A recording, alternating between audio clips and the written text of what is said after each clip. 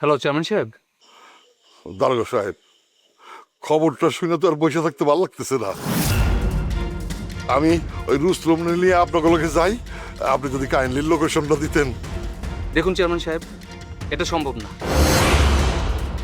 অপারেশনের গোপনীয়তার স্বার্থে এই মুহূর্তে লোকেশন কাউকে দেওয়া যাবে না।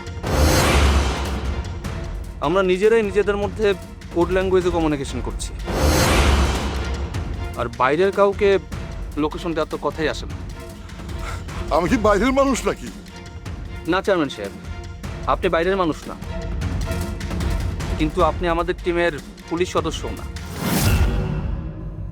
আর নিয়ম সবার জন্য একই, এতে আপনাদের জন্যই ভালো। আপনারা সেখানে গেলে ঝুঁকি বাড়তে পারে।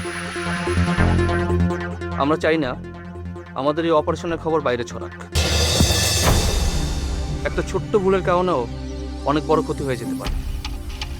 তাহলে আমি কি করব?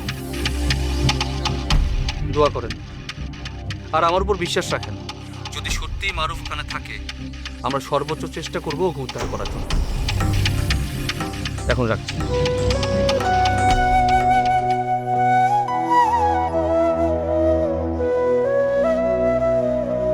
মোজো বিরাট কারবার জিতে নাও ফ্যামিলি কার, স্পোর্টস বাইক ছাড়াও লক্ষ লক্ষ নিশ্চিত গিফট। আমি যে রূপনগর নাচাবো গ্রাম শহর।